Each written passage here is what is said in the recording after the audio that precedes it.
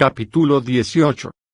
Mientras somos muy jóvenes, tal vez a muy pocos de nosotros nos afectan grandemente los conflictos de la vida, las preocupaciones, las alegrías pasajeras, los desastres físicos, el miedo a la muerte y las deformaciones mentales que agobian a la generación más vieja. Por fortuna, mientras somos jóvenes la mayoría de nosotros no se encuentra todavía en el campo de batalla de la existencia. Pero a medida que crecemos, los problemas, las desdichas, las dudas, las luchas económicas y también las internas empiezan todas a abrumarnos y entonces queremos descubrir el significado de la vida. ¿Qué es la vida en todas partes? Nos preguntamos acerca de los conflictos, los sufrimientos, la pobreza, los desastres. Queremos saber por qué ciertas personas están en buena posición y otras no. ¿Por qué un ser humano es sano, inteligente, capaz, talentoso, mientras que otro no lo es? Y si se nos satisface fácilmente, pronto quedamos presos en alguna hipótesis, en alguna teoría o creencia. Encontramos una respuesta, pero jamás es la respuesta verdadera. Nos damos cuenta de que la vida es fea, penosa, dolorosa, y empezamos a investigar. Pero al no tener suficiente confianza en nosotros mismos, suficiente vigor, inteligencia, inocencia para proseguir con la investigación, pronto somos atrapados en teorías, en creencias, en alguna clase de especulación o doctrina que explica de manera satisfactoria todo esto. Poco a poco, nuestras creencias y nuestros dogmas arraigan profundamente y se hacen inconmovibles, porque tras ellos hay un constante temor a lo desconocido. Jamás miramos ese temor, nos alejamos de él buscando refugio en nuestras creencias. Y cuando examinamos estas creencias hindú, budista, cristiana encontramos que dividen a la gente. Cada conjunto de dogmas y creencias contiene una serie de rituales, una serie de compulsiones que atan la mente y separan al hombre del hombre.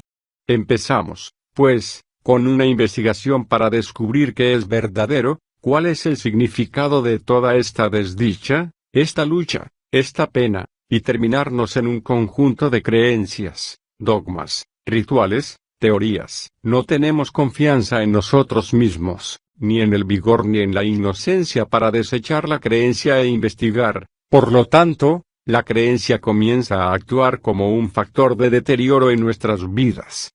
La creencia corrompe, porque detrás de la creencia y de la moralidad idealista, acecha el sí mismo, el yo que está creciendo constantemente, volviéndose cada vez más grande, más poderoso. Pensamos que la creencia en Dios es religión, consideramos que creer es ser religioso. Si ustedes no creyeran serían vistos como ateos y condenados por la sociedad. Una sociedad condena a aquellos que no creen en Dios y otra sociedad condena a los que creen. Ambas son la misma cosa.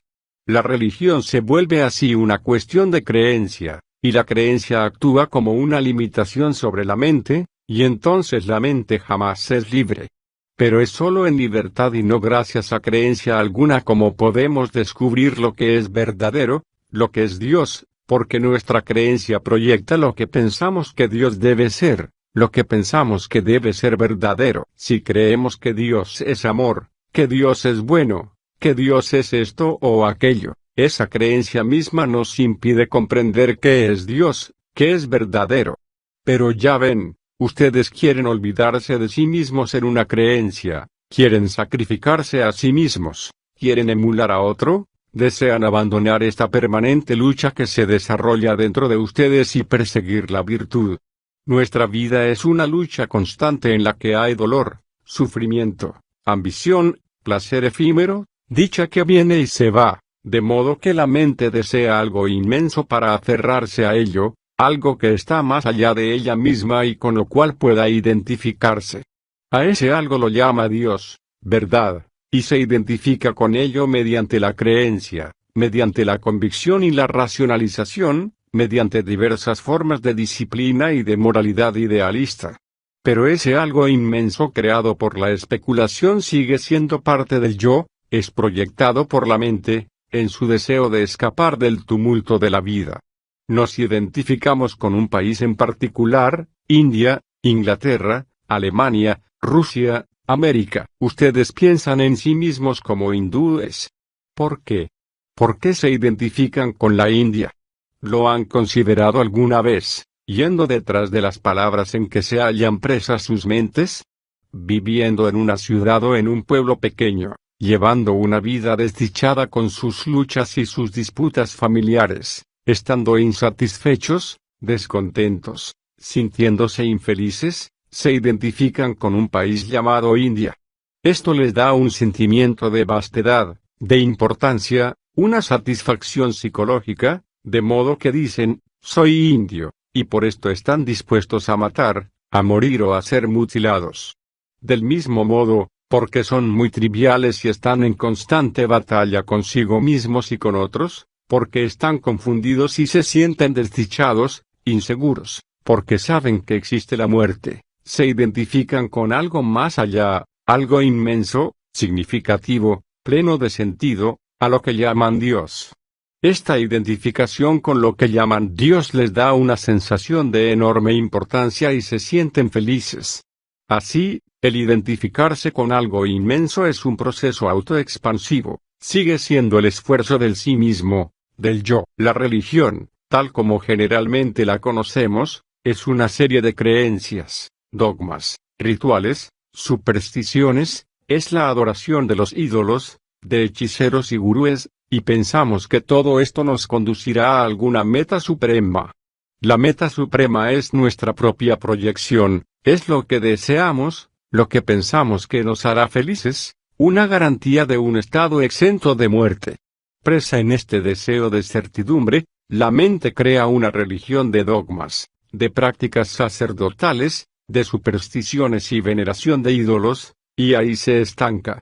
¿Es religión eso? ¿Es la religión una cuestión de creer, de aceptar o conocer las experiencias y afirmaciones de otras personas? ¿Es meramente la práctica de la moralidad? ¿Saben? Es relativamente fácil ser moral, hacer esto y no hacer aquello. Uno puede imitar meramente un sistema moral. Pero detrás de una moralidad semejante acecha el agresivo yo, creciendo, expandiéndose, dominando. ¿Es religión eso? Ustedes tienen que descubrir qué es la verdad, porque eso es lo que realmente importa, no si son ricos o pobres o si están felizmente casados y tienen hijos, porque todas estas cosas tocan a su fin, y siempre está la muerte. Por lo tanto, sin ninguna forma de creencia, tienen ustedes que tener el vigor, la confianza propia, la iniciativa para descubrir por sí mismos qué es la verdad, qué es Dios. La creencia no libera a sus mentes, la creencia tan solo corrompe, ata, oscurece. La mente puede liberarse solo mediante su propio vigor y la confianza en sí misma. Ciertamente, una de las ficciones de la educación es crear individuos que no estén atados por ninguna forma de creencia, por ningún patrón de moralidad o respetabilidad. Es el yo el que busca volverse meramente moral, respetable. El individuo auténticamente religioso es el que descubre, el que experimenta directamente lo que es Dios, lo que es la verdad. Esa experiencia directa nunca es posible a través de ninguna forma de creencia, de ningún ritual, de ningún seguimiento o veneración de otro. La mente verdaderamente religiosa está libre de todos los gurúes.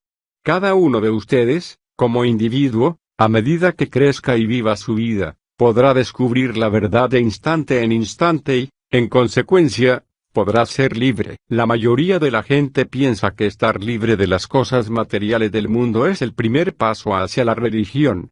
No lo es. Esa es una de las cosas más fáciles de hacer. El primer paso es estar libre para pensar de manera plena, completa e independiente, lo cual implica no estar atado por ninguna creencia ni agobiado por las circunstancias, por el medio, de manera que uno sea un ser humano integrado, capaz, vigoroso y confiado en sí mismo. Solo entonces puede nuestra mente, estando libre, libre de prejuicios, de condicionamientos, descubrir lo que es Dios. Ciertamente, ese es el propósito básico por el cual debe existir cualquier centro educativo, ayudar a cada individuo que llega allí a estar libre para descubrir la realidad.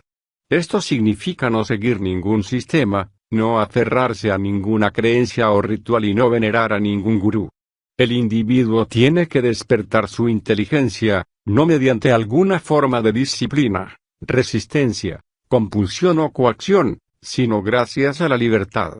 Es sólo gracias a la inteligencia nacida de la libertad, como el individuo puede descubrir aquello que está más allá de la mente, esa inmensidad, lo innominable, lo ilimitado, aquello que no puede ser medido por las palabras y en lo cual existe el amor que no es de la mente debe ser experimentada de manera directa. La mente no puede concebirla, por lo tanto, la mente tiene que estar muy quieta, asombrosamente silenciosa, sin la exigencia de ningún deseo. Solo entonces es posible que revele su existencia a aquello que puede ser llamado Dios o la realidad. Interlocutor, ¿qué es la obediencia? ¿Debemos obedecer una orden aun cuando no la comprendamos?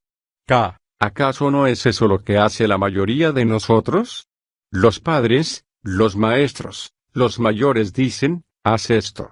Lo dicen cortésmente o a palos, y porque tenemos miedo, obedecemos. Es también lo que nos hacen los gobiernos, los militares. Desde la infancia se nos educa para obedecer, sin que sepamos nada al respecto. Cuanto más autoritarios son nuestros padres y más tiránico el gobierno, tanto más nos compelen, nos moldean desde nuestros primeros años, y sin comprender por qué debemos hacer lo que nos dicen que hagamos, obedecemos. También se nos dice qué es lo que debemos pensar. Nuestras mentes son purgadas de todo pensamiento que no sea aprobado por el Estado, por las autoridades locales. Jamás se nos enseña ni se nos ayuda a pensar, a descubrir, sino que se nos exige obedecer. El sacerdote nos dice que es así, y nuestro propio miedo interno nos obliga a obedecer, porque de lo contrario nos confundiremos, nos sentiremos perdidos. De modo que obedecemos porque somos muy irreflexivos. No queremos pensar porque el pensar es perturbador. Para pensar tenemos que cuestionar, que inquirir, que descubrir por nosotros mismos. Y los adultos no quieren que inquiramos, no tienen la paciencia de escuchar nuestras preguntas. Están demasiado ocupados con sus propias disputas, con sus ambiciones y sus prejuicios, con sus debo y no debo de la moralidad y la respetabilidad, y nosotros, que somos jóvenes, tenemos miedo de equivocarnos porque también queremos ser respetables. ¿Acaso no deseamos todos vestir el mismo tipo de ropas, lucir igual? No queremos hacer nada diferente, no queremos pensar independientemente, distinguimos, porque eso es muy perturbador, así que nos unimos al grupo. Cualquiera que sea nuestra edad, casi todos obedecemos, copiamos, porque internamente tenemos miedo de sentirnos inseguros. Queremos certidumbre, tanto financiera como moral, queremos que se nos apruebe. Deseamos hallarnos en una posición segura, rodeados de una valla y sin tener que enfrentarnos jamás con el infortunio, la pena, el sufrimiento. Es el miedo, consciente o inconsciente, el que nos hace obedecer al jefe, al líder, al sacerdote, el gobierno. Es el miedo a ser castigados el que nos impide hacer algo dañino para los demás. Por lo tanto, detrás de todas nuestras acciones, de nuestra codicia y nuestras búsquedas, está al acecho este deseo de certidumbre, este deseo de hallarnos a salvo, asegurados. Si no estamos libres del miedo, la mera obediencia significa muy poco. Lo que tiene significación es que estemos atentos a este miedo de día en día, que observemos cómo se manifiesta de diferentes maneras. Solo cuando estamos libres del miedo puede existir esa cualidad interna de la comprensión, ese estado único en el que no hay acumulación de conocimientos ni de experiencias. Capítulo 19. Cuando hemos crecido y dejamos la escuela después de haber recibido una así llamada educación, tenemos que afrontar innumerables problemas. ¿Qué profesión vamos a elegir a fin de que en ella podamos realizarnos y ser felices? ¿En qué vocación o trabajo sentiremos que no estamos explotando a otros, que no somos crueles con ellos? Tenemos que comprender el hambre, la superpoblación, el sexo, la pena, el placer. Tenemos que habémoslas con las múltiples cosas confusas y contradictorias de la vida, las riñas entre hombre y hombre, entre el hombre y la mujer, los conflictos internos y las luchas externas. Tenemos que comprender la ambición, la guerra, el espíritu militar, y es mucho más esencial que comprendamos esa cosa extraordinaria llamada paz. Tenemos que comprender el significado de la religión, la cual no es una mera especulación o la adoración de imágenes, y también esa cosa muy extraña y compleja llamada amor. Tenemos que ser sensibles a la belleza de la vida, al pájaro que vuela, y también al mendigo, a la escualidez del pobre, a las feísimas construcciones que la gente levanta, a las sucias calles y al templo más sucio aún. Tenemos que afrontar todos estos problemas. Y tenemos que enfrentarnos con la cuestión de a quién seguir o no seguir y si debemos seguir a alguien en absoluto. La mayoría de nosotros se interesa en producir un cambio aquí y allá, y con eso se satisface. Cuanto más avanzamos en edad, tanto menos queremos cualquier cambio profundo, fundamental, porque tenemos miedo. No pensamos en los términos de una transformación total, solo pensamos en términos de un cambio superficial, y si uno lo examina encontrará que el cambio superficial no es cambio en absoluto. No es una revolución radical, sino solamente una continuación modificada de lo que ha sido.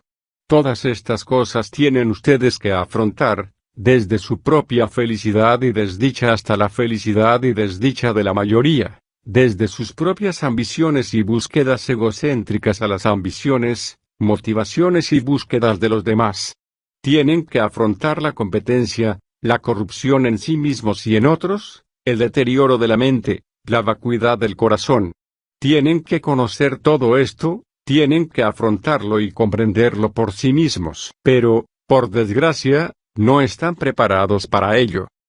¿Qué hemos comprendido cuando dejamos la escuela? Podremos haber recogido unos pocos conocimientos, pero somos tan torpes, vacíos y superficiales como cuando llegamos. Nuestros estudios, nuestra asistencia a la escuela, nuestros contactos con los maestros no nos han ayudado a comprender estos problemas tan complejos de la vida. Los maestros son tediosos y nosotros nos volvemos tan tediosos como ellos. Ellos sienten temor y nosotros sentimos temor. Es tanto responsabilidad nuestra como de los maestros ver que salgamos de aquí para entrar en el mundo con madurez, con profundidad en el pensar, sin temor y, por lo tanto, con capacidad para afrontar la vida inteligentemente. Ahora bien, parece muy importante encontrar una respuesta a todos estos problemas tan complejos, pero no hay respuesta. Todo cuanto podemos hacer es afrontar estos problemas inteligentemente a medida que surgen. Por favor, comprendan esto. Instintivamente, ustedes desean una respuesta, ¿verdad? Piensan que leyendo libros, siguiendo a alguien, encontrarán respuestas a todos estos problemas tan complejos y sutiles problemas de la vida. Encontrarán creencias, teorías, pero esas no serán respuestas, porque estos problemas han sido creados por seres humanos como ustedes. La espantosa insensibilidad, el hambre, la crueldad, la fealdad, la escualidez, todo esto ha sido creado por los seres humanos, y para dar origen a una transformación fundamental tienen que comprender la mente y el corazón humanos, que son la mente y el corazón de cada uno de ustedes. Buscar meramente una respuesta en un libro o identificarse con algún sistema político o económico, por mucho que pueda prometer, o practicar algún absurdo religioso con todas sus supersticiones o seguir a un gurú, ninguna de estas cosas les ayudará a comprender estos problemas humanos, porque son creados por ustedes y por otros como ustedes. Para comprenderlos tienen que comprenderse a sí mismos, comprenderse tal como viven de instante en instante, de día en día, de año en año, y para esto necesitan inteligencia, muchísimo discernimiento, paciencia, amor. Tenemos, pues, que averiguar qué es la inteligencia, ¿no es así? Todos usan esa palabra con mucha prodigalidad, pero hablar meramente de la inteligencia no les hará inteligentes. Los políticos repiten todo el tiempo palabras como inteligencia, integración, una nueva cultura, un mundo unido, pero son meras palabras que significan muy poco. Así que no usen palabras sin comprender realmente todo lo que implican. Estamos tratando de averiguar qué es la inteligencia, no meramente su definición, que podemos encontrar en cualquier diccionario, sino que trataremos de conocer, de sentir, de comprender qué es la inteligencia, porque si tenemos esa inteligencia, ella nos ayudará a cada uno de nosotros, a medida que vayamos creciendo, a tratar con los enormes problemas de nuestra vida. Y sin esa inteligencia, por mucho que leamos, estudiemos, acumulemos conocimiento, reformemos produciendo pequeños cambios aquí y allá en el patrón de la sociedad, no podrá haber verdaderamente transformación ni una felicidad perdurable. Y bien, ¿qué significa la inteligencia? Voy a averiguar qué significa. Tal vez ello resulte difícil para algunos de ustedes, pero no se preocupen mucho tratando de seguir las palabras. En vez de eso, procuren percibir el contenido de aquello a que me estoy refiriendo. Traten de percibir la cosa, la cualidad de la inteligencia. Si la perciben ahora, entonces, a medida que crezcan, verán más y más claramente la significación de lo que he estado diciendo. La mayoría de nosotros piensa que la inteligencia es el resultado de adquirir conocimientos, información, experiencia. Pensamos que, teniendo mucho conocimiento y experiencia, seremos capaces de afrontar inteligentemente la vida. Pero la vida es una cosa extraordinaria, jamás está fija, como el río, fluye constantemente, nunca está quieta. Pensamos que acumulando más experiencia, más conocimiento, más virtud, más salud, más posesiones, seremos inteligentes. Por eso respetamos a las personas que han acumulado conocimientos, los eruditos, y también a las personas ricas y llenas de experiencia. Pero la inteligencia, ¿es el resultado del más? ¿Qué hay detrás de este proceso de tener más, de desear más? Al desear más, lo que nos interesa es acumular, ¿no es así? Ahora bien, ¿qué sucede cuando hemos acumulado conocimiento, experiencia? Cualquier experiencia ulterior que podamos tener es traducida inmediatamente a términos del más, y nunca estamos experimentando realmente, siempre estamos acumulando, y esta acumulación es el proceso de la mente, que es el centro del más. El más es el yo, el ego, la entidad encerrada en sí misma que solo se interesa en acumular, ya sea negativamente o positivamente. De ese modo, con su experiencia acumulada, la mente afronta la vida. Al afrontar la vida con esta acumulación de experiencias, la mente está siempre buscando el más, por lo que nunca experimenta, solo acumula. Mientras la mente sea un mero instrumento del acumular, no hay verdadera experimentación. ¿Cómo puede uno estar abierto a la experiencia, cuando siempre está pensando en obtener algo de esa experiencia, en adquirir algo más? Por lo tanto, el hombre que acumula, que guarda, el hombre que desea jamás está experimentando frescamente la vida. Solo cuando la mente no se interesa en el más, en acumular, tiene posibilidad de ser inteligente. Cuando lo que le interesa es el más, cada nueva experiencia fortalece el muro del encierro en uno mismo, fortalece el yo, el proceso egocéntrico que es el núcleo de todos los conflictos. Por favor, sigan esto. Ustedes piensan que la experiencia libera a la mente, pero no lo hace. En tanto la mente se interesa en la acumulación, en el más, cada experiencia que tenemos refuerza nuestro interés propio, nuestro proceso egocéntrico de pensamiento. La inteligencia solo es posible cuando hay verdadera libertad con respecto al sí mismo, al yo, o sea, cuando la mente ya no está presa en el deseo de una experiencia más grande, más amplia, más expansivo. La inteligencia es libertad respecto de la presión del tiempo, ¿no es así? Porque el más implica tiempo, y en tanto la mente sea del centro de la exigencia del más, la mente es el resultado del tiempo. Por consiguiente, cultivar el más es negar la inteligencia.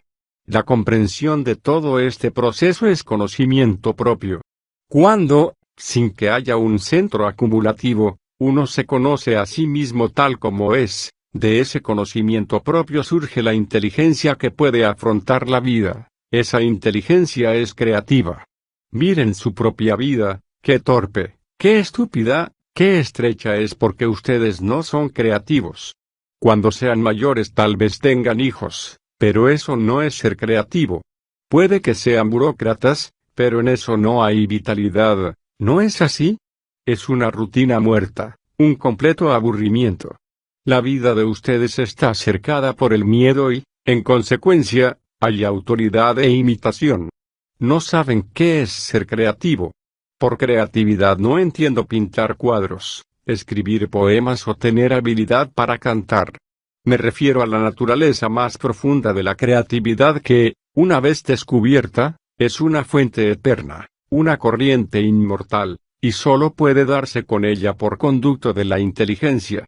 Esa fuente es lo intemporal, pero la mente no puede dar con lo intemporal en tanto exista el centro del yo, de la personalidad egocéntrico, de la entidad que está perpetuamente requiriendo el más. Cuando comprendan todo esto, no solo verbalmente sino muy a fondo, encontrarán que con la inteligencia despierta llega una creatividad que es la realidad misma, que es Dios, sobre la cual no puede especularse ni cavilarse.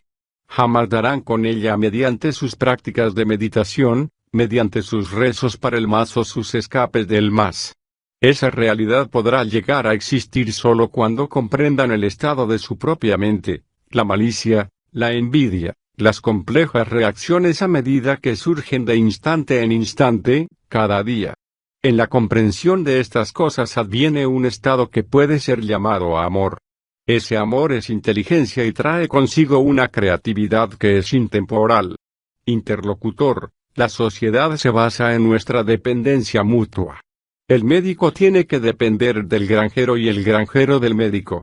¿Cómo puede un hombre ser por completo independiente? La vida es relación. Aún el sanyasi está relacionado, podrá renunciar al mundo, pero sigue estando relacionado con el mundo. No podemos escapar de la relación. Para la mayoría de nosotros, la relación es una fuente de conflicto. En la relación hay temor porque dependemos psicológicamente de otro, ya sea del marido, de la esposa, del padre o de un amigo.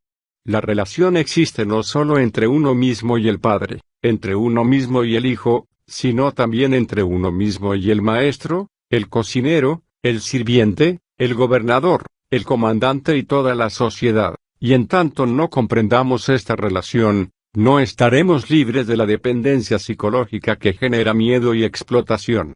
La libertad llega solo con la inteligencia. Sin inteligencia, el mero buscar independencia o libertad respecto de la relación es perseguir ilusiones. Lo importante, pues, es comprender nuestra dependencia psicológica en la relación. Cuando revelamos las cosas ocultas de nuestra mente y de nuestro corazón, comprendiendo nuestra propia soledad, nuestro vacío, como estamos libres. Libres no de nuestra relación sino de la dependencia psicológica que ocasiona conflicto, desdicha, pena, temor. Interlocutor, ¿por qué es desagradable la verdad? Si pienso que soy muy hermoso y tú me dices que no lo soy, lo cual puede ser cierto, ¿me agrada eso? Si pienso que soy muy inteligente, muy ingenioso, y tú señalas que en realidad soy una persona más bien tonta, eso es muy desagradable para mí. Y la acción de señalar mi estupidez, a ti te provoca un sentimiento de placer, ¿verdad? Halaga tu vanidad, muestra lo inteligente que tú eres. Pero no deseas mirar tu propia estupidez, quieres escapar de lo que eres, quieres ocultarte de ti mismo, quieres tapar tu propia estupidez, tu propia soledad. Entonces buscas amigos que nunca te digan lo que eres. Deseas mostrar a otros lo que ellos son, pero cuando los otros te muestran lo que tú eres, eso no te agrada. Evitas aquello que expone tu propia naturaleza interna. Interlocutor, hasta ahora nuestros maestros han estado muy seguros y nos han enseñado del modo habitual, pero después de escuchar lo que se ha dicho aquí y después de tomar parte en las discusiones, se han vuelto muy inseguros. Un estudiante inteligente sabrá cómo conducirse en estas circunstancias, pero, ¿qué harán aquellos que no son inteligentes? Signo de interrogación abierta acerca de qué están inseguros los maestros. No acerca de lo que enseñan, puesto que pueden seguir adelante con las matemáticas, la geografía, el habitual plan de estudios. No es de eso de lo que están inseguros. Están inseguros acerca de cómo tratar con el estudiante, ¿no es así? Están inseguros en su relación con el estudiante. Hasta hace muy poco, jamás se preocupaban de su relación con el estudiante, solo venían a la clase, enseñaban y se iban. Pero ahora les preocupa que puedan estar creando temor al ejercitar su autoridad para hacer que el estudiante les obedezca. Les preocupa saber si están reprimiendo al estudiante o si estimulan su iniciativa y lo ayudan a encontrar su verdadera vocación. Naturalmente, todo esto ha hecho que se sientan inseguros. Pero por cierto, tanto el maestro como el estudiante tienen que sentirse seguros, también tienen que investigar, explorar. Ese es todo el proceso de la vida desde el principio al fin, ¿no es así? No detenerse en cierto punto y decir, yo sé. Un hombre inteligente jamás se halla estático, jamás dice, yo sé, está siempre investigando, dudando, mirando, explorando, descubriendo. En el instante en que dice yo sé, ya está muerto. Y casi todos nosotros, jóvenes o viejos, a causa de la tradición, de las compulsiones, del temor, a causa de la burocracia y los absurdos de nuestra religión, estamos más bien muertos, carecemos de vitalidad, de vigor, de confianza en nosotros mismos. De modo que el maestro ha de investigar y descubrir por sí mismo sus propias tendencias burocráticas y así dejará de embotar la mente de otros, y ese es un proceso muy difícil. Requiere una gran dosis de paciente comprensión. Por lo tanto, el estudiante inteligente ha de ayudar al maestro y el maestro ha de ayudar al estudiante, y ambos han de ayudar al niño o a la niña lerdos y poco inteligentes. Eso es la relación. Ciertamente, cuando el maestro mismo se siente inseguro e investiga, es más tolerante, más vacilante, más paciente y afectuoso con el estudiante lerdo, cuya inteligencia de ese modo puede ser despertado. Interlocutor, el granjero tiene que confiar en el médico para la cura de un dolor físico. ¿También esta es una relación dependiente? Como hemos visto, si psicológicamente dependo de ti, mi relación contigo se basa en el temor, y en tanto haya temor no hay independencia en la relación. El problema de liberar a la mente del temor es sumamente complejo. Miren, lo importante no es lo que uno dice en respuesta a todas estas preguntas, sino que ustedes descubran por sí mismos la verdad al respecto mediante una constante investigación, lo cual implica no quedar presos en ninguna creencia, en ningún sistema de pensamiento. Es la constante investigación la que crea iniciativa y abre paso a la inteligencia. Estar meramente satisfechos con una respuesta embota la mente.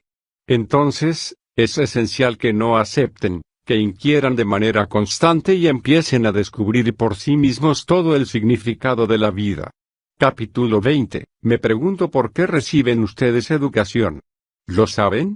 Tan pronto tienen edad suficiente, sus padres les envían a la escuela, pero ¿saben ustedes por qué van a la escuela? Todo lo que ustedes y sus padres saben es que deben ir a la escuela y educarse. Ahora bien, ¿qué significa que a uno le eduquen? ¿Alguna vez han pensado al respecto? Significa meramente aprobar exámenes para que más tarde puedan casarse, tener alguna clase de empleo y continuar en ese empleo, les guste o no, por el resto de sus vidas. ¿Es eso la educación? Asisten a diversas escuelas donde se les educa, o sea, que aprenden matemáticas, historia, geografía, ciencia y demás. ¿Por qué? ¿Se lo han preguntado alguna vez? ¿Es meramente para que después se ganen la vida? ¿Es ese el propósito de la educación? ¿Es la educación tan solo un asunto de rendir exámenes y poner unos cuantos títulos junto a sus nombres, o es algo por completo diferente? Si miran a su alrededor, verán en qué espantosa confusión se encuentra el mundo. Ven al pobre que tiene muy poco para comer, que carece de días festivos y debe trabajar día tras día, de la mañana a la noche, mientras los padres de ustedes acuden al club en lujosos automóviles y allí se divierten. Esa es la vida, ¿verdad? Están el pobre y el rico, los enfermos y los que gozan de buena salud, y en todo el mundo hay guerras, desdichas, toda clase de infortunios. ¿Acaso no deberían ustedes reflexionar sobre estas cosas mientras son jóvenes? Pero ya ven, en sus escuelas no les ayudan a prepararse para afrontar esa vasta extensión de la vida con sus extraordinarias luchas, desdichas, sufrimientos, guerras. Nadie les habla sobre todo esto. Solo les comunican los hechos desnudos, pero eso no es suficiente, ¿verdad? Por cierto, la educación no está solo para capacitarles a fin de que puedan conseguir un empleo, es algo que debe ayudarles a prepararse para la vida. Podrán convertirse en un oficinista, un gobernador, un científico, pero eso no es la totalidad de la vida. Hay toda clase de cosas en la vida. La vida es como el océano. El océano no es solo lo que vemos en la superficie, ¿verdad? Es tremendamente profundo, tiene corrientes enormes y está atestado con todo tipo de vida, con múltiples variedades de peces, el grande viviendo del pequeño. Todo eso es el océano, y así ocurre con la vida, en la cual hay toda clase de goces, de placeres, dolores, invenciones extraordinarias, innumerables sistemas de meditación y la búsqueda colectiva de la felicidad. La vida es todo eso, pero ustedes no están preparados para ella. En la escuela nadie les habla acerca de todas esas cosas. Hay demasiados chicos y chicas en cada clase, y el maestro solo se interesa en que pasen los exámenes, no se interesa en el esclarecimiento de sus mentes. Pero la educación, obviamente, no es un proceso de atiborrar sus mentes con información. Si saben leer pueden tomar cualquier enciclopedia y obtener la información que desean.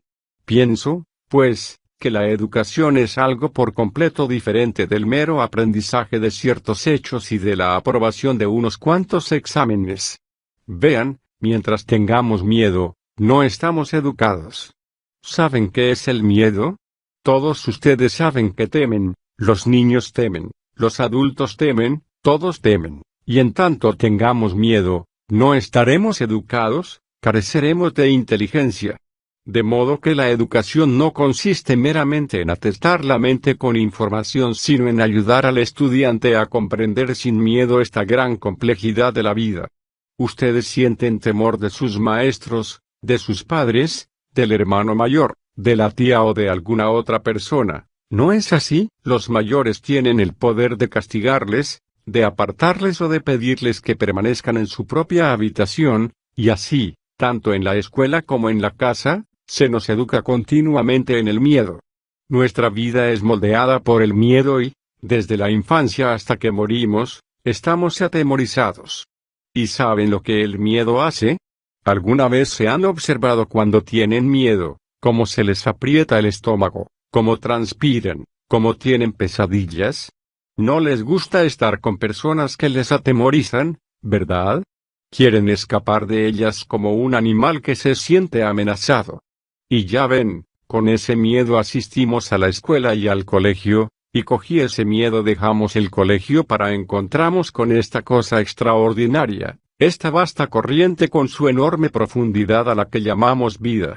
Me parece, pues, que lo que tiene importancia primordial en la educación es ver que en ella se nos eduque para que estemos libres del miedo, porque el miedo embota nuestras mentes, mutila nuestro pensar, contribuye a la oscuridad, y en tanto vivamos con miedo no crearemos un mundo nuevo. ¿Comprenden de qué estoy hablando? ¿O es algo de lo que jamás han oído antes?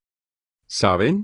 En el mundo exterior a nuestra propia familia, a nuestro propio hogar, en el mundo que está más allá de Bombay, en Europa, América y Rusia están preparando instrumentos de enorme destrucción. El mundo está pasando por una fase terrible y todos los políticos, todos los gobernantes están muy confundidos aunque digan que no lo están, porque siempre se hallan en guerra, siempre hay alguna clase de infortunio. De modo que el mundo al presente no es algo hermoso, no es un lugar feliz donde vivir, y si a ustedes, que son muy jóvenes, no se les educa correctamente, es obvio que crearán un mundo igualmente infeliz, igualmente desdichado y confuso. No es, por lo tanto, muy importante descubrir de qué modo se les educa a fin de que puedan crear una clase de mundo por completo diferente. Un mundo en el que puedan vivir juntos dichosamente, en el cual no existan el rico y el pobre, ni los grandes políticos que poseen todo el poder, la posición, el atractivo, ni los que carecen de todo privilegio, que nada tienen en la vida y deben trabajar incesante hasta que mueran. Son ustedes los que tendrán que crear un mundo nuevo, no los adultos, porque estos están haciendo del mundo una confusión espantosa. Pero si se les educa correctamente, podrán crear un mundo nuevo. Está en sus manos, no en manos de los políticos o de los sacerdotes. Si se les educa apropiadamente, crearán un mundo maravilloso, no un mundo indio o europeo, sino un mundo que será nuestro, de ustedes y mío, un mundo en el cual todos viviremos juntos dichosamente. Y yo les aseguro que la creación de un mundo semejante depende de ustedes y de nadie más. Por eso es muy importante el modo como se les eduque y la clase de maestros que tengan. Si el maestro está atemorizado, tendrá estudiantes también atemorizados. Si el maestro es estrecho de miras, trivial, mezquino y solo está transmitiéndoles información, entonces también ustedes tendrán mentes muy mezquinas y crecerán sin comprender qué es la vida. Es, por lo tanto, esencial que se les eduque apropiadamente, lo cual implica que han de desarrollarse en libertad, y no pueden ser libres si tienen miedo de sus padres, si temen a la opinión pública, a lo que podría decir la abuela. Si sienten temor jamás podrán ser libres. Y pueden advertir en las escuelas que los maestros no han reflexionado sobre este problema del temor, porque en el momento en que se ejerce sobre ustedes cualquier tipo de compulsión para obligarles a que hagan algo, ya sea mediante la así llamada amabilidad o mediante un sistema de disciplina, ello crea inevitablemente temor. Si yo soy el maestro y, a fin de hacer que alguno de ustedes estudie, lo comparo con otro estudiante diciéndole que no es tan inteligente como el otro, lo estoy destruyendo, ¿no es así? En nuestras escuelas actuales tenemos exámenes, los cuales engendran temor, y también tenemos sistemas de clasificaciones que implican comparar siempre a un estudiante con otro. Por eso se considera importante al chico o a la chica hábil, no al estudiante como individuo.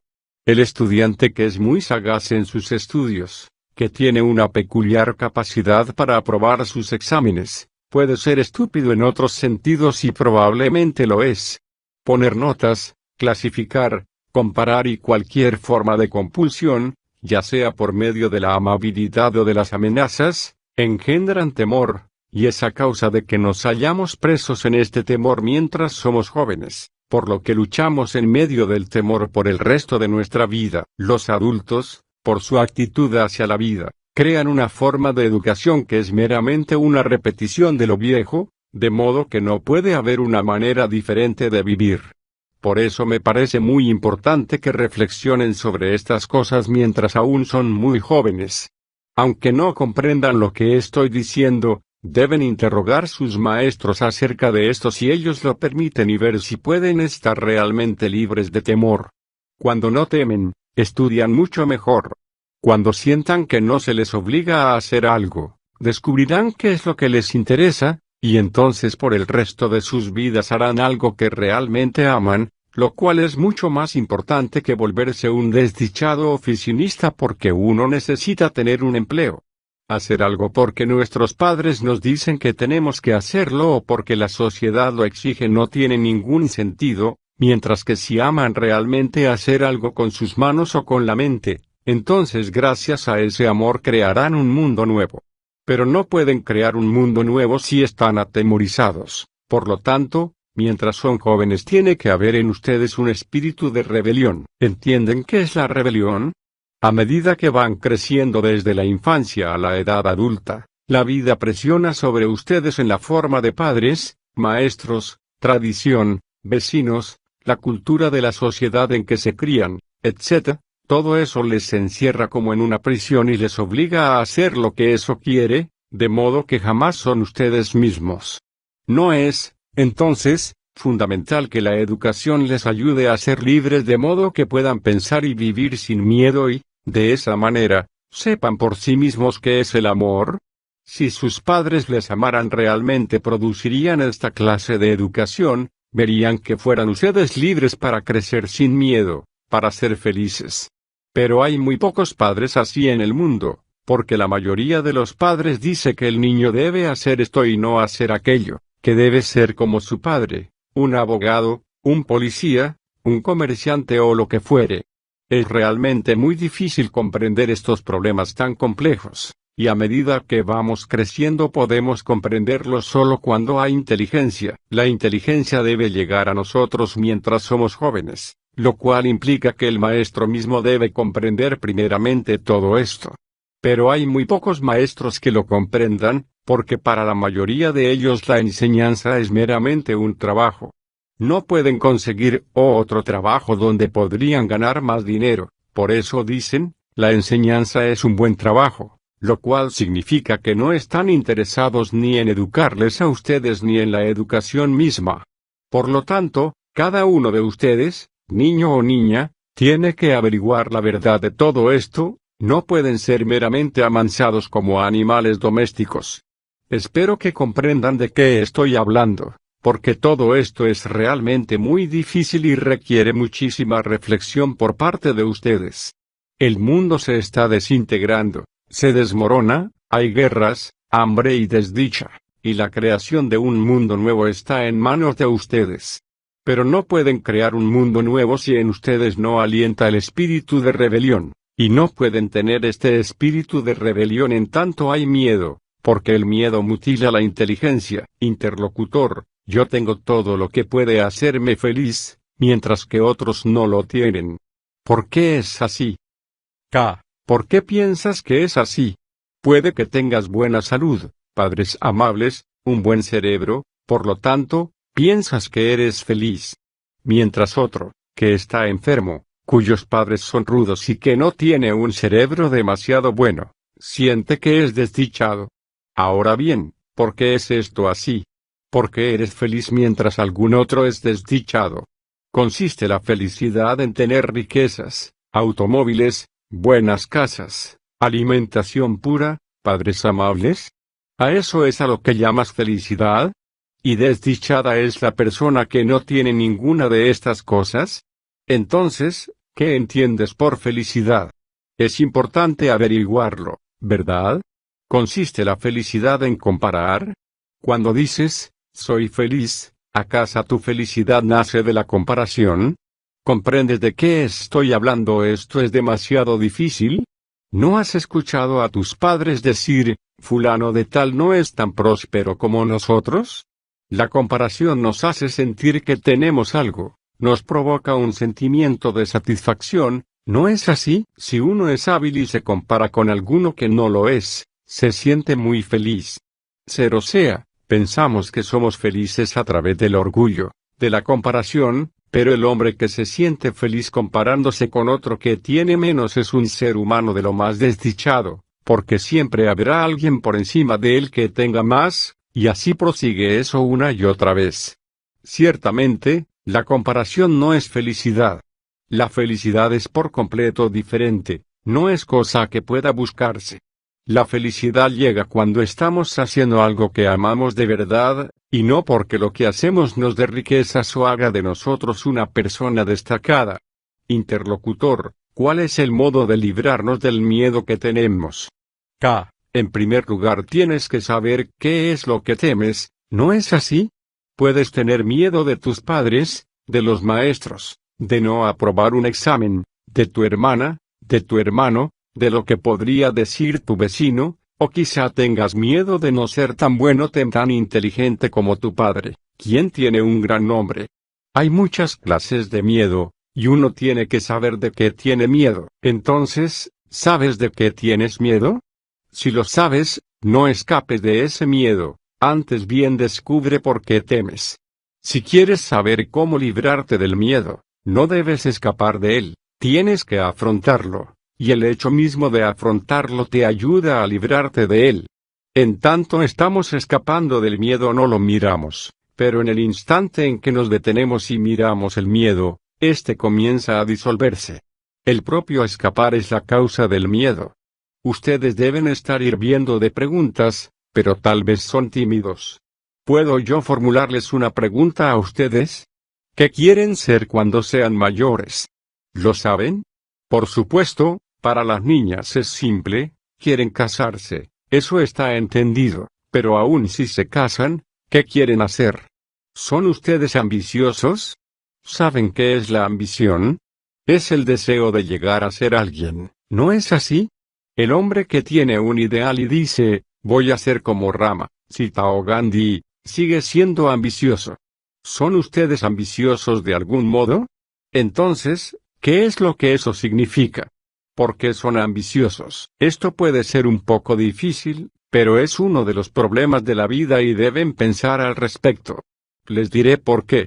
Todos somos ambiciosos, cada cual es ambicioso a su propia manera. ¿Y saben lo que eso hace? Es la causa de que estemos el uno contra el otro. Estamos siempre luchando por ser ricos, famosos, por ser más hábiles que otros. Yo quiero ser más grande que tú y tú quieres ser más grande que yo. Por lo tanto, la ambición significa en realidad tratar de ser algo que no somos. ¿Y qué es lo importante? ¿Tratar de ser algo que no somos o comprender lo que somos? Ciertamente, primero tenemos que mirarnos a nosotros mismos y empezar a comprender lo que somos. Vean, casi todos nosotros somos idealistas, y los idealistas son unos hipócritas porque siempre están tratando de llegar a ser algo que no son. Si soy estúpido y me esfuerzo por ser ingenioso, todos piensan que eso es espléndido.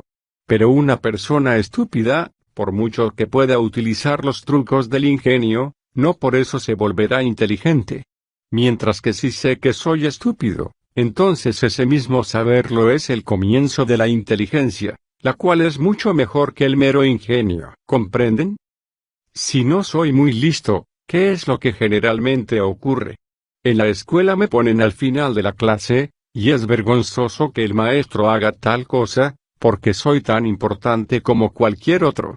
Es estúpido por parte del maestro mantenerme al final de la clase comparándome con los estudiantes listos, porque al compararme me está destruyendo.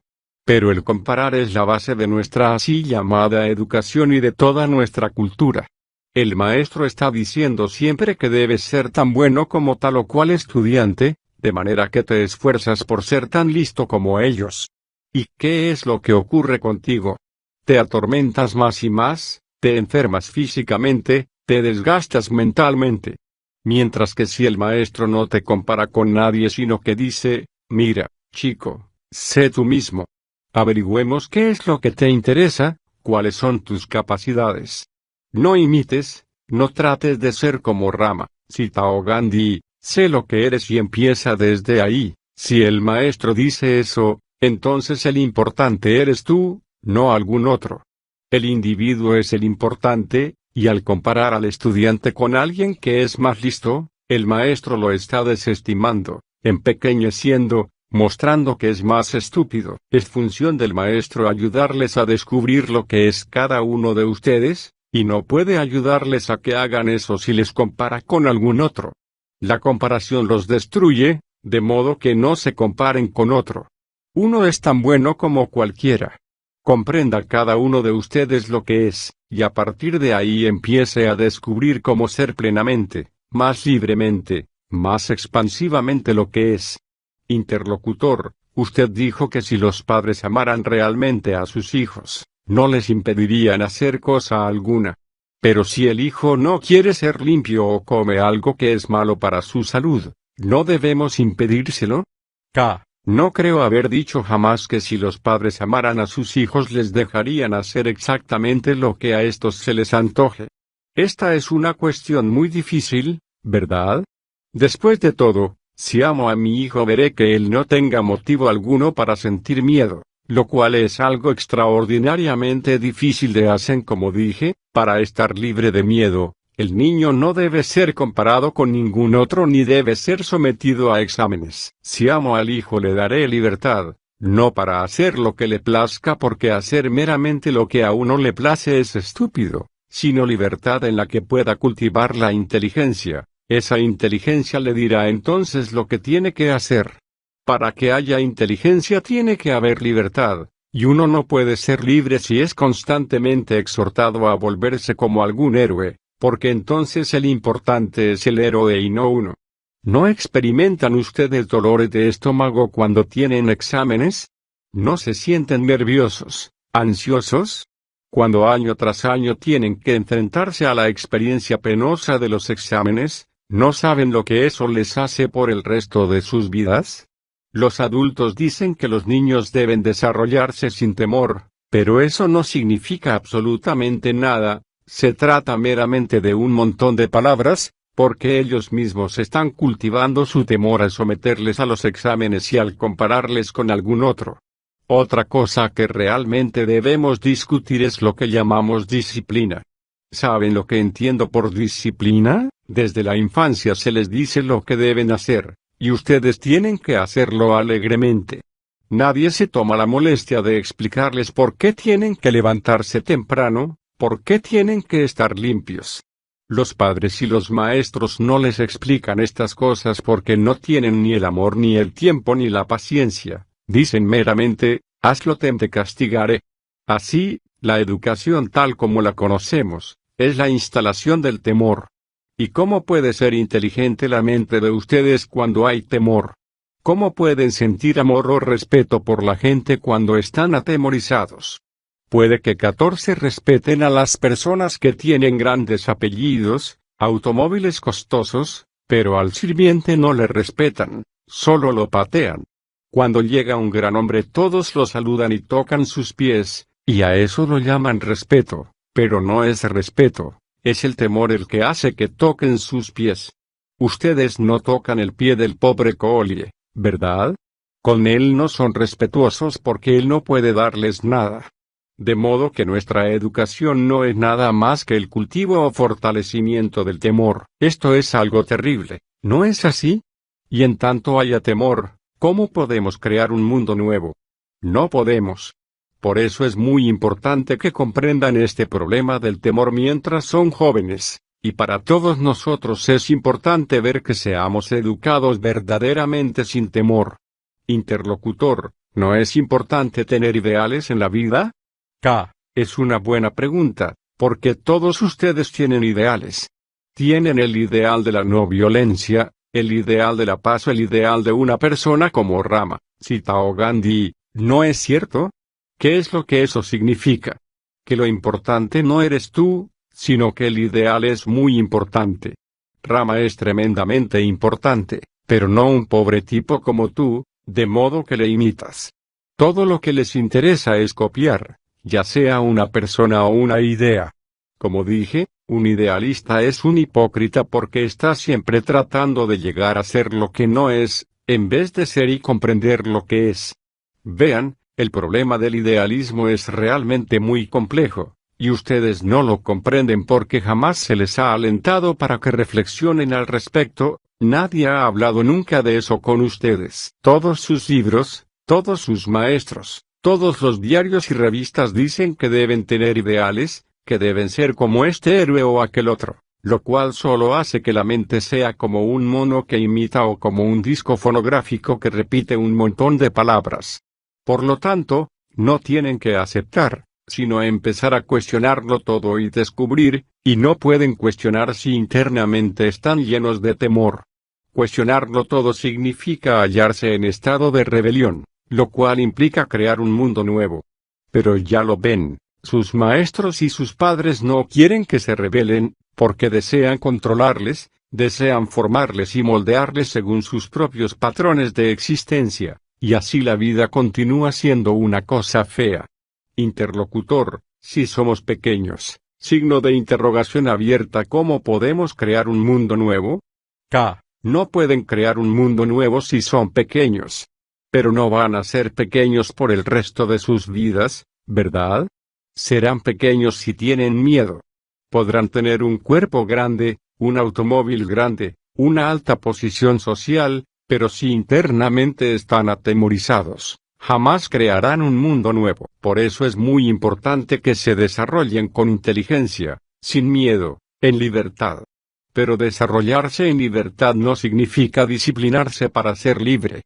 Interlocutor: ¿cuál debería ser el sistema de educación para hacer que el niño no sienta temor? K. Un sistema o método implica que a uno le digan lo que debe hacer y cómo debe hacerlo. ¿Hará eso que uno no sienta temor? ¿Puede uno ser educado con inteligencia, sin temor, sin ninguna clase de sistema? Cuando somos jóvenes debemos tener libertad para crecer, pero no hay un sistema que nos haga libres. Un sistema implica hacer que la mente se ajuste a un patrón, ¿verdad? Significa encerramos dentro de una estructura que no nos da libertad. En el momento en que confiamos en un sistema no nos atrevemos a salir de él, y entonces el pensamiento mismo de salimos del sistema engendra temor. Por lo tanto, en realidad no hay sistema de educación. Lo importante son el maestro y el estudiante, no el sistema. Después de todo, si quiero ayudarles a que se liberen del temor, yo mismo debo estar libre de temor. Entonces tengo que estudiarles, tengo que tomarme el trabajo de explicárselo todo y decirles lo que es el mundo, y para hacer todo esto tengo que amarles. Como maestro, he de sentir que cuando dejen la escuela o el colegio lo hagan exentos de temor. Si realmente siento eso, puedo ayudarles a que se liberen del temor. Interlocutor: ¿es posible conocer la calidad del oro sin someterlo a algún tipo especial de prueba? Del mismo modo, ¿puede conocerse la capacidad de cada niño sin alguna clase de examen? K. ¿Conoce usted realmente la capacidad del niño por medio del examen? Un niño puede fallar porque está nervioso, temeroso del examen, mientras que otro puede pasar fácilmente porque el examen le afecta menos. En cambio, si usted observa a cada niño, semana tras semana, si observa su carácter, el modo como se comporta en sus juegos, cómo habla, el interés que demuestra, cómo estudia, la comida que come, etc., comenzará a conocer al niño sin necesitar exámenes que le digan de qué es él capaz. Pero nunca hemos pensado acerca de todas estas cosas. Interlocutor: Señor, ¿cuál es su idea de un mundo nuevo? K. No tengo ninguna idea acerca del mundo nuevo. El mundo nuevo no puede ser nuevo si tengo una idea acerca de él. Esto no es solo una declaración ingeniosa, es un hecho. Si tengo una idea al respecto, la idea nace de mi estudio y de mi experiencia, ¿no es así? Nace de lo que he aprendido, de lo que otras personas han dicho acerca de cómo debe ser el mundo nuevo. De modo que el mundo nuevo nunca puede ser nuevo si es una creación de la mente, porque la mente es lo viejo. Usted no sabe qué es lo que va a suceder mañana, ¿verdad? Podrá saber que mañana no habrá escuela porque es domingo, o que el lunes estará asistiendo a la escuela nuevamente, pero lo que va a ocurrir fuera de la escuela, qué clase de sentimientos va a experimentar, qué tipo de cosas va a ver, todo eso no lo sabe, ¿correcto? A causa de que no sabe qué va a ocurrir el día de mañana o a la mañana siguiente, cuando eso ocurre, es nuevo. Lo que importa es la capacidad para afrontar lo nuevo. Interlocutor: ¿cómo podemos crear algo nuevo si no sabemos qué es lo que queremos crear? K. Es triste no saber lo que significa crear, ¿no es así? Cuando usted siente algo, puede poner en palabras lo que siente. Si ve un árbol hermoso, puede escribir un poema describiendo no el árbol, sino lo que el árbol ha despertado en usted. Ese sentir es nuevo, es la cosa creativa. Pero eso no puede producirlo, tiene que ocurrirle. Interlocutor: ¿deben los niños tomarse seriamente todas estas cosas?